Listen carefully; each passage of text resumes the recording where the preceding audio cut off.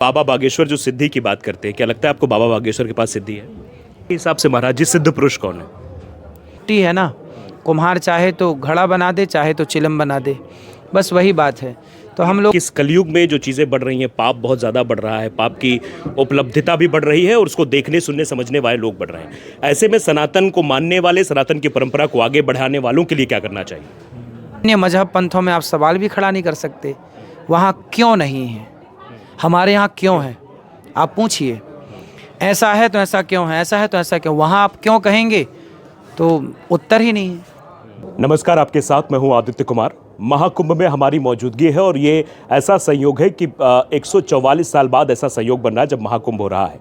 हमारे साथ अनिरुद्धाचार्य जी हैं जो काफ़ी सोशल मीडिया पे चर्चा का विषय बने रहते हैं और इनके भक्तगण जिस तरीके सवाल पूछते हैं उसका तार्किक जवाब उनको मिलता है और शायद यही वजह है कि सवाल पूछने के लिए हर कोई लालायित रहता है और पत्रकार भी सवाल पूछना चाहते हैं। बहुत स्वागत है अनिरुद्धाचार्य। धन्यवाद। ये महाकुंभ है, ये बड़ा आयोजन हो रहा है और ये पूरा नगर बसा दिया गया, 56 थाने बना दिए गए। आपको पिछले महाकुंभ और इस महाकुंभ में क्या अंतर दिखाई दे रहा है और क्या चीज़ें आपको इस महाकुंभ की ये भी बताइए कि महत्व इस महाकुंभ का क्या है?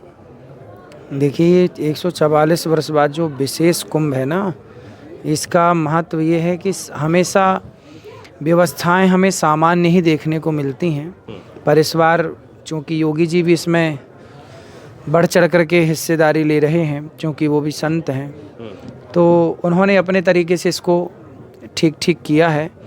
और साथ ही कहते हैं कि ये जो योग संयोग इस बार बना है, ये 144 वर्ष बाद बना है। हर 12 वर्ष में कुंभ तो आता ही है, पर जो ग्रह नक्षत्र की अनुकूलता इस बार दिखी वो अद्भुत है। तो इस बार शाही स्नान का क्या प्रभाव पड़ने वाला है? क्या कुछ मतलब जो शाही स्नान को लेकर जो क्रेज़ है, 40 करोड़ की जो भीड़ आने वाली इस बार कहा जा रहा है, उससे क्या कुछ फल मिलने वाला है? देखिए, ये तो हमारा जो तीर्थ है ना, प्रयागराज तीर्थों का राजा है और साथ ही सारे तीर्थों का स्नान करने का फल इस प्रयाग में रहने से और स्नान करने से मिल जाता है। इसलिए आप सबको चाहिए कि आप भी बढ़ चढ़ कर के हिस्सा लें। नहीं आ सकते तो मानसिक रूप से प्रणाम करें, आ सकते हैं तो आकर के प्रणाम करें।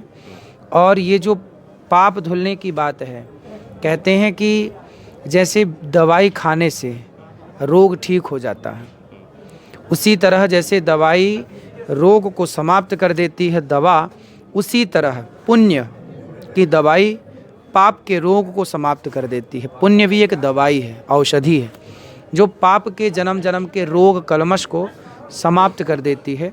इसलिए जीवन में यदि पाप हुए हैं, अंधकार है तो कैसे मिटाएंगे? प्रकाश से। पाप है तो कैसे मिटाएंगे? पुण्य से। इसलिए धाम में जाकर के डुबकी लगाने से, दीन दुखियों को दान पुण्य करने से, भोजन देने से, ज़रूरतमंदों की ज़रूरतें पूरी करने से हम पुण्यात्मा होते हैं।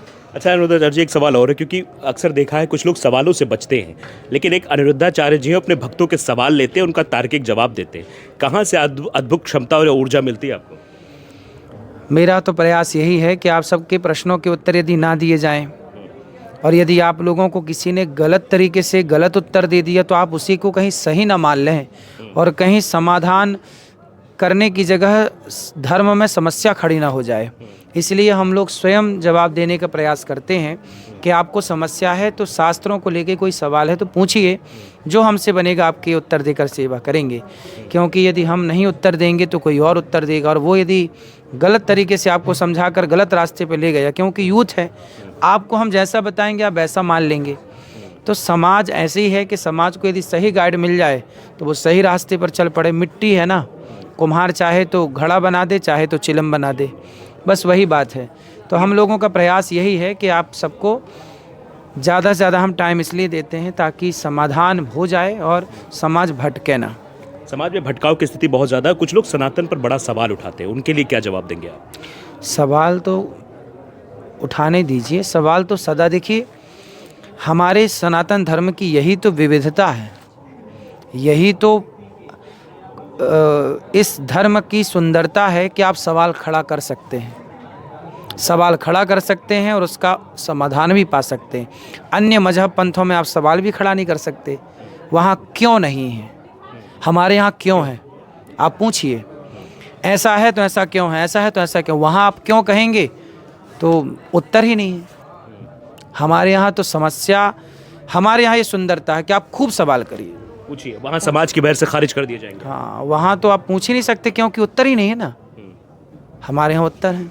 अच्छा, क्या लगता है कि इस कलयुग में जो चीज़ें बढ़ रही हैं, पाप बहुत ज़्यादा बढ़ रहा है, पाप की उपलब्धिता भी बढ़ रही है और उसको देखने सुनने समझने वाले लोग बढ़ रहे हैं, ऐसे में सनातन को मानने वाले, सनातन की परंपरा को आगे बढ़ाने वालों के लिए क्या करना चाहिए? सनातन धर्म तो आगे बढ़ना ही चाहिए। सनातन तो सबसे आगे था, आगे ही रहेगा, क्योंकि सनातन धर्म को मानने वाले जो हैं वो दयावान हैं, धर्मवान हैं।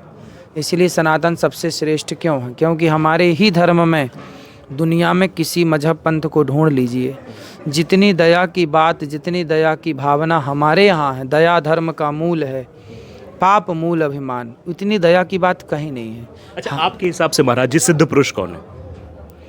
आप सब तो सिद्ध हैं। यदि आप अपने कार्य में ईमानदारी से लगे हैं तो आप तो सिद्ध हैं। जरूरी थोड़ी है अब लता जी सिद्ध हैं, लता जी सिद्ध पुरुष थी, गाने में सिद्ध हैं। सचिन तेंदुलकर फिर खेल में सिद्ध है। हाँ बिल्कुल, वो अपने खेल जगत में सिद्ध है। रफ़ी जी गाने में सिद्ध हैं। कोई साधु यदि साधना में लगा है तो वो साधना में सिद्ध है। कोई मैया अच्छे बढ़िया पकवान, अच्छा भोजन बना रही है, वो उसमें सिद्ध है। आप एक अच्छी माँ हैं, अच्छे से बच्चों की परवरिश कर रहे हैं, आप सिद्ध हैं। आप एक अच्छे पिता हैं, अच्छे से बच्चों को संस्कार दे रहे हैं, आप सिद्ध पिता हैं। आप एक अच्छे में मुसलमानों के प्रतिबंध पर बाबा जी क्या कहेंगे? अब देखो, जो संत समाज कह रहे हैं वही कहेंगे हम, कि जो संत का आदेश वही हम सबका आदेश, वही सबके शिरोधार्य, संतों की बात शिरोधार्य है। मतलब आपकी टिप्पणी वही है जो अन्य संतों की इस पर टिप्पणी आ रही है। अच्छा, आप थोड़ा सा अपने एक पर्सनल सवाल में पूछना चाहूँ, कब से आपने ये चोला धारण किया और कब से आपने ये सोचा कि सनातन की परंपरा को आगे बढ़ाना है? सनातन की परंपरा को आगे बढ़ाने के लिए ना किसी चोले की ज़रूरत नहीं है, एक अच्छे विचार की ज़रूरत है। हम तो भारतीय वेशभूषा में, देखो चोला आपने बदला है, ये पैंट शर्ट जो आपने पहना है ना, ये अंग्रेज़ों का चोला है। ये जो हमने पहना है ना, यही भारत का चोला। अब देखो कितनी मेंटलिटी बदल गई कि भारतीय वेशभूषा को आप ये कह रहे हैं कि ये कब से पहना, जबकि आपने गलत पहना है। ये भारतीय वेशभूषा नहीं है जो आपने पहनी है, जो हमने पहनी है यही यथार्थ भारतीय वेशभूषा है। हमने कोई चोला वोला नहीं बदला, चोला आपने बदला है। आप भारत से अंग्रेज हो गए। अच्छा, मैं अंग्रेज हो गया। तो अभी मतलब जितने लोग पैंट शर्ट पहने सब अंग्रेज हैं? अंग्रेजी विचारधारा है। अंग्रेजी विचारधारा है। हाँ, भारतीय विचारधारा तो ये है। इसके लिए आप क्या प्रयत्न कर रहे हैं? हम तो यही प्रयत्न करें, हम पहने हैं, हम पहने हैं, ये प्रयत्न है हमारा, पहने हैं ताकि आप भी पहनिए। आप भी जब महाराणा प्रताप ने युद्ध किया था तो पैंट शर्ट पहन के किया था कि धोती कुर्ता? फिर तो हमारी भारतीय। ये बताइए कि बाबा बागेश्वर जो सिद्धि की बात करते हैं, क्या लगता है आपको बाबा बागेश्वर के पास सिद्धि है? क्यों, सिद्धि हो सकती है, क्यों नहीं हो सकती सिद्धि? आप उपासना करें तो आप सिद्धि पा सकते हैं, इसमें क्या आश्चर्य है? कुछ लोग उनकी सिद्धि पे सवाल उठाते हैं कि ये तो ट्रिक है, एक ये तो जादू से, ये ट्रिक है, ये ट्रिक करके वो जो सबके सवालों के जवाब देते हैं, पर्ची लिखते हैं। हाँ तो ट्रिक है तो आप भी वो ट्रिक पा लीजिए ना, क्या दिक्कत है? कौन रोका है? पा लीजिए। कुछ जादूगर है जो कहते हैं कि ये ट्रिक है जो बागेश्वर करते हैं। हाँ तो वो भी करें ना ट्रिक, क्या दिक्कत है? कई चैनल्स पे जो है ऐसा पाखंड को लेकर ये जो है तरह तरह की चीज चलाई। कई बाबा है जो पंखे वाले हैं या ऐसे हैं वैसे हैं। कौन क्या है, हम तो दास सेवा है, हम वृद्ध माओं की सेवा करते हैं, बस हम अपना जानते हैं कि हम सेवा करते हैं, हमसे पंखा वंखा नहीं आता।